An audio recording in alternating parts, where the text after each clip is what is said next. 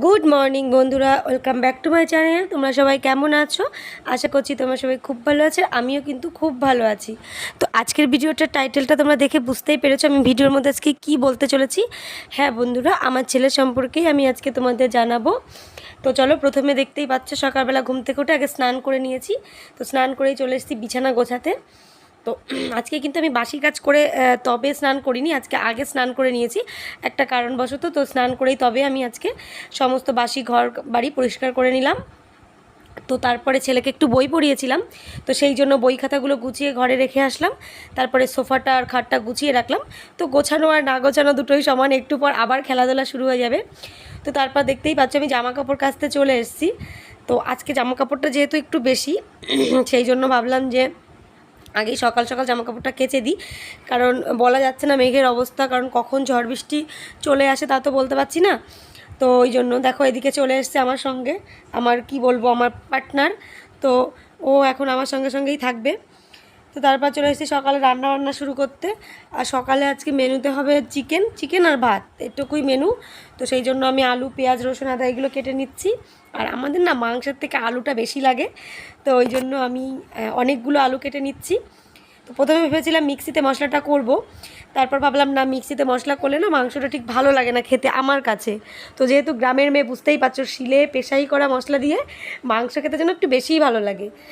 তো ওই জন্য আদা রসুন জিরে আর শুকনো লঙ্কাটা আমি শিলে পেশাই করে নিচ্ছি। মনে হচ্ছে কত তাড়াতাড়ি, কিন্তু অনেকটা সময় লেগেছে কিন্তু। তো এবার আমি চলে আসবো রান্না করতে। ওদিকে মশলাটা কিন্তু আমার পুরো মোটামুটি বাটা হয়ে গেছে, তো ওটা আমি রেখে দিয়েছি। এবার আমি আলুগুলো একটু লাল লাল করে ভেজে নিচ্ছি। তো আলুগুলো ভেজে রান্না করলে না একটু খেতে বেশি টেস্ট লাগে, তো সেই জন্য আমি আলুগুলোকে ভেজে নিচ্ছি। দেখতেই পাচ্ছ লাল লাল করে ভাজা হয়ে গেছে। তো তার মধ্যে আবার দেখো ছেলে চলে এসছে।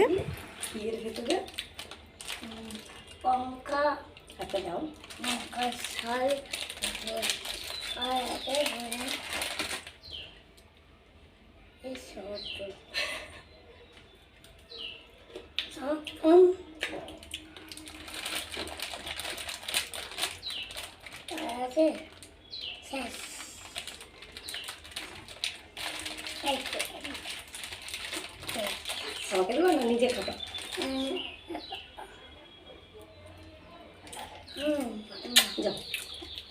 জল খেয়ে নিও, হ্যাঁ জল খাবার কিন্তু চিপস খাচ্ছিল, তো এই জন্য শেষ হয়ে গেছে। তখন হঠাৎ মনে পড়লো যে ও একটুখানি আমাকে দেয়নি, তো সেই জন্য একটু চিপস খাওয়াতে এসেছিলো। তো এবার আমি দেখতেই পাচ্ছ প্রেশার কুকারে চিকেনটা বসিয়ে দিয়েছি। তো অলরেডি আমি সমস্ত কিছু ফোড়ন টোড়ন দিয়ে মশলা কষিয়ে এবার আমি মাংসটা ওর ভিতরে দিয়ে দিচ্ছি। আমি কিন্তু প্রেশারে মাংস মাঝে মাঝে করি, তবে বেশি করি না, সবসময় করি না, মাঝে মাঝে করি। প্রেশারে মাংসটা খেতে কিন্তু আমার কাছে বেশি ভালো লাগে। তো এই জন্য আমি সমস্ত মশলা টশলা দিয়ে আর মাংসটা দিয়ে অনেকক্ষণ কষিয়ে নিচ্ছি। তো এবারে আমি আলুগুলো দিয়ে দিলাম। তো দেখতেই পাচ্ছ কষানো হয়ে গেছে, আমি কিন্তু এবার জল দিয়ে জাস্ট 4টে সিটি মেরে নামিয়ে নেব। হ্যালো বন্ধুরা, তোমরা তো সকালবেলা দেখলে আমি ঘরটা গুছিয়েছি। তারপরে তোজো কী করেছে সেটাই তোমাদের সাথে দেখাবো বলে নিয়ে এসেছি। দেখো পুরো খাটটায় দেখো খেলনায় ভর্তি। আর দেখো তোমরা দেখো লিচু খেয়েছে, দেখো লিচুর খোসাটাকেও খাটে রেখে দিয়েছে। তাহলে কেউ বলবে যে আমি ঘর গোছাই। আরও আছে, চলো চলো বাইরে দেখাই আরও কি কি করেছে। চলো চলো দেখাই। এই যে সোফাটাকে দেখো, দেখেছো বন্ধুরা? সোফাটাকে দেখো, সোফার সব কুশনগুলো নামিয়েছে। তো সোফার কুশনগুলো দেখো, এই যে ওই যে নিচে রেখেছে সোফার কুশনগুলো। আরও একটা জিনিস দেখাই, দাঁড়াও বন্ধুরা। এই যে ওষুধ, ওর বাবার ওষুধগুলো কিন্তু সব উল্টোপাল্টা করে দিয়েছে, সব সব উল্টোপাল্টা করে দিয়েছে। প্রত্যেকটা সাজানো ছিল, ও উল্টোপাল্টা করেছে। আজকে ও সেই জন্য পিঠে সেই মার পড়বে। ওই যে না, সারাদিন আকাশ আকাশ আকাশ আকাশ চলতেই থাকে। আর আমি সারাদিন ও ঘর অগোছালো করে, আমি কিন্তু সারাদিন গোছাতে থাকি। আবার উঠেছে চেয়ারটায়, আবার নিশ্চয়ই কিছু একটা টাকা ধরাবে। ওই যে দেখো চেয়ারটা উঠে গেছে।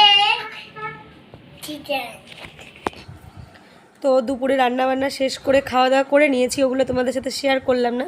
তো তোমরা দেখতেই পেলে এদিকে আমি রান্না করছিলাম, আর তোজো কেমন ঘরের জিনিসপত্র এলোমেলো করেছিল।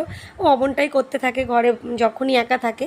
আর বেশিরভাগ টাইমই আমি যেখানে থাকি সেখানে দিয়েই ঘুরে বেড়াই, তোমরা প্রত্যেকটা ভিডিওতে দেখো। কিন্তু তার ভেতরে ছোট মানুষ কখন কি মন চায় সেটা তো বলা যায় না।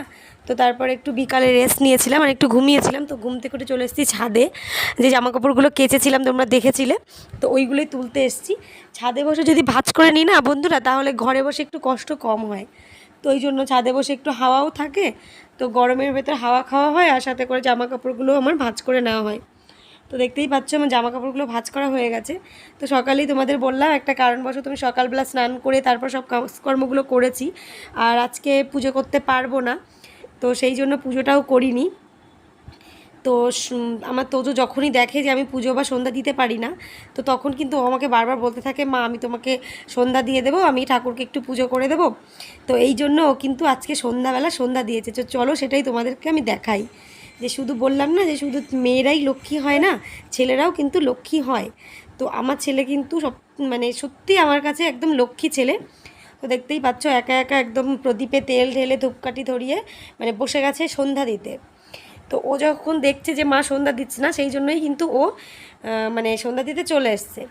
তো একদম সুন্দর করে একদম দেশলাই টেশলাই দিয়ে, দেখতেই পাচ্ছ ওকে এত বললাম তুমি ছোট মানুষ, তুমি দেশলাই ধরাতে পারবে না, আমাকে দাও আমি একটু সাহায্য করে দিচ্ছি, কিন্তু ও কিন্তু চেষ্টা করে যাচ্ছে। দেখো এত ছোট মানুষ, ও কিন্তু দেশলাই ধরলে হয়তো ওর হাতে আগুন ধরে যেতে পারে, এই জন্য ও বারবার চেষ্টা করছে, আর বারবার কিন্তু ওর হাতে লেগে যাচ্ছে, ওই জন্য ও পাচ্ছিল না। কিন্তু বলে না যে সব চেষ্টা শেষে সাকসেস হওয়া যায়, তো ও কিন্তু ফাইনালি সাকসেস হয়েছে। দেখতে পাচ্ছ কতটা খুশি ও, কিন্তু মানে খুশিতে এক্সাইটেড হয়ে হাততালি দিচ্ছে, কারণ ও 4বারের বার কিন্তু সাকসেস হয়েছে।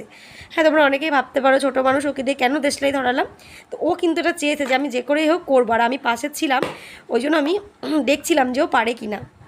তো তারপর আসন পাতিয়ে বসে গেছে, এবার ঠাকুরকে আরতি করছে দেখো। তো প্রদীপ দিয়ে আর ধূপকাঠি দিয়ে ও আরতিটা করবে, মানে একদম সত্যি আমার লক্ষ্মী ছেলে।